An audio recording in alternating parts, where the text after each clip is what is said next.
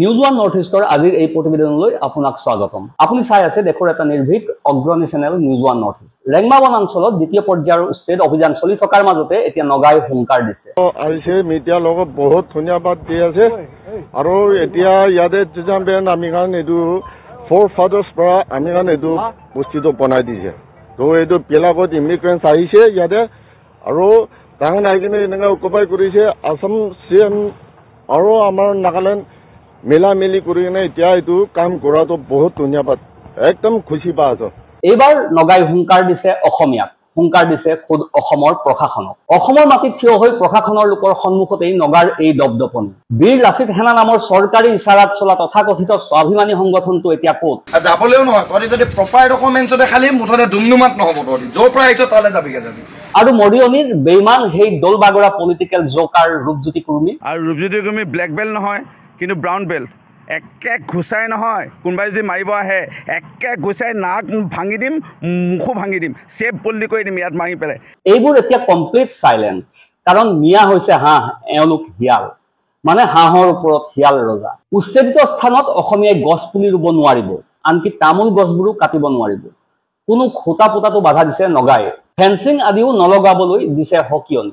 এইবোৰ মাটি হেনো নগালোকৰ, এই হকিয়নি নামানিলে পৰিণাম হ'ব ভয়ংকৰ। সব ঘৰ ভাঙি দে, এটাও নাৰাখিবি।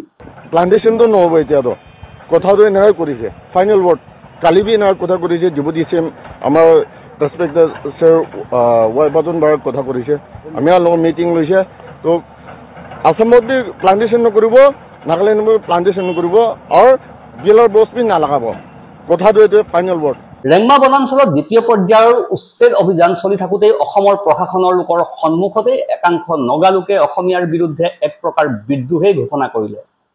এই নগালোকসকলে অসম চৰকাৰে উচ্ছেদ চলোৱাৰ বাবে ভাল পাইছে যদিও উচ্ছেদৰ পিছতেই এই ভূমি নগালেণ্ডৰ বুলি দাবী কৰিছে। কেৱল দাবী কৰিয়েই ক্ষান্ত থকা নাই, ভাবুকিটো সৃষ্টি কৰিছে অসমীয়াৰ বাবে। ইয়াত গছ ৰুবও নোৱাৰে। উচ্ছেদ অভিযানৰ মাজতেই বিস্ফোৰক মন্তব্য কৰি এজন নগালোকে কয়, ইয়াত গছ ৰুবও নোৱাৰে, কাটিবও নোৱাৰে, এইখিনি মাটি আমাৰ, সব ঘৰ ভাঙি দে, এটাও নাৰাখিবি। ইয়াৰ এৰিয়া চব জিজাবেন আণ্ডাৰ ভিলেজ আছে, আমাৰ এৰিয়া আছে এইটো। এইটো পাছত এতিয়া কথাটো তাইখন ক'ত ক'ত পৰা হৈছে চিনিয়ে নাপায়, নাজানে। এইটো পৰা আমি খান খুচি নাপায়, ছাৰ লগত একদম খুচি পাওঁ যে আসাম CM আৰু নাগালেণ্ড CM। ইয়াৰ পৰা খেদাইছে ভাল পাইছো, এই মাটিখিনি আমাৰ মানচিত্ৰৰ অধীনত, ইয়াত গছ ৰুবও নোৱাৰে, কাটিবও নোৱাৰে।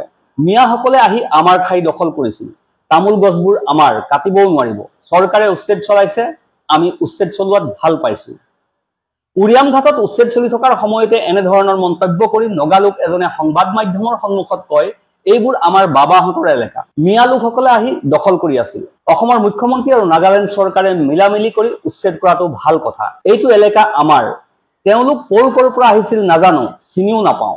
অসম আৰু নাগালেণ্ডৰ মুখ্যমন্ত্ৰীৰ আলোচনাৰ পাছতহে ইয়াত গছপুলি ৰোপণ কৰা হ'ব, নহ'লে এতিয়া গছপুলি ৰোপণ কৰা নহ'ব। কালিও এনেকুৱা কথাই কৈছে নাগালেণ্ডৰ উপ মুখ্যমন্ত্ৰীয়ে, কৈছে যে অসমতো গছপুলি ৰোপণ নকৰিব, নাগালেণ্ডতো গছপুলি ৰোপণ নকৰিব, পিলাৰ ফেন্সিং নলগাব। চকুৰ সন্মুখতে সপোনৰ ঘৰখন হিমন্ত বাহিনীয়ে তছনছ কৰি পেলোৱা দেখি এতিয়া উচ্ছেদিত মহিলাৰ কান্দোনত কঁপি উঠিছে উৰিয়াম ঘাট। কিয়নো বছৰ বছৰ ধৰি বাস কৰি অহা সপোনৰ ঘৰখন চিৰদিনৰ বাবে ভাঙি দিলে প্ৰশাসনে। শেষ হৈ গ'ল বহু আশা, বহু প্ৰত্যাশা। ক'ত থাকিব, কি কৰিব, ক'ত যাব এতিয়া? তেওঁলোকৰ হাতত নাই এতিয়া কোনো বিকল্প। ৰেংমা সংৰক্ষিত বনাঞ্চলত প্ৰশাসনৰ এয়া দ্বিতীয় পৰ্যায়ৰ উচ্ছেদ অভিযান। এই দ্বিতীয় পৰ্যায়ৰ উচ্ছেদত হাতীডুবি, 1 নং মধুপুৰ আৰু ৰাণানগৰত চলিল উচ্ছেদ অভিযান। মছজিদ, মাদ্ৰাছা সকলোতে চলিল প্ৰশাসনৰ বুলডোজাৰ। উল্লেখ্য যে 1 নং মধুপুৰ, হাতীডুবি আৰু ৰাণানগৰত প্ৰথম পৰ্যায়ৰ উচ্ছেদ অভিযানত খিলঞ্জীয়া মুছলমান লোকে বসবাস কৰাৰ বাবে বাদ পৰিছিল। পৰৱৰ্তী সময়ত বন বিভাগে জাননী প্ৰেৰণ কৰাৰ পিছতেই দ্বিতীয় পৰ্যায়ৰ উচ্ছেদ অভিযানত সাঙুৰি লোৱা হয় 3টা স্থান।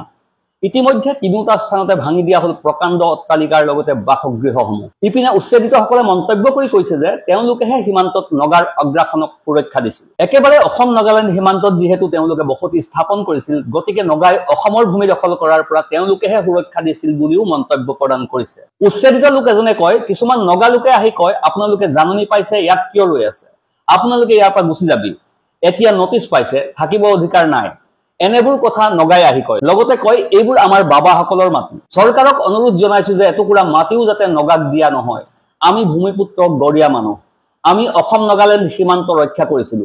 এতিয়া আমিতো নাথাকিম ইয়াত, আমি ক'ত যাম? আমাৰ মাটি বাৰী নাই। আমি মামাক এটা কথাই কৈছো, অসমৰ মাটি এটুকুৰাও যাতে নাগালেণ্ডৰ হাতলৈ নাযায়। যদি নাগালেণ্ডৰ হাতলৈ মাটি নাযায়, আমাক উচ্ছেদ কৰিছে, ভাল কথা। আগতে নাছিলে, অসুবিধাৰ সৃষ্টি কৰা নাছিলে। এতিয়া বৰ্তমান মানে কিছুমান মানুহ আহি কয় আপুনি খান নটিচ পাইছে, আপুনি কেলে ৰখি আছে ইয়াতে, আপুনি গুচি যাবি ইয়াৰ পৰা, আপুনিতো ইয়াতে নটিচ পাইছে, এতিয়াতো থাকিব হেৰি নাই। সেইটো নগাই আহি কিনে কয় এটা গুচি যাবি বুলি কয়। নগাই মাটি বুলি কয়, হয় সেনেকুৱা কয়। বাবা মাটি আছে সেনেকুৱা কয় নগাই। এতিয়া আপোনালোকে কি অনুৰোধ জনাব এতিয়া চৰকাৰক এটাই অনুৰোধ জনাম, যাতে অসমৰ মাটি এটুকুৰা মাটিও যাতে নাগালেণ্ডক নিদিয়ে, এইটো মই বিনম্ৰভাৱে অনুৰোধ কৰিছোঁ।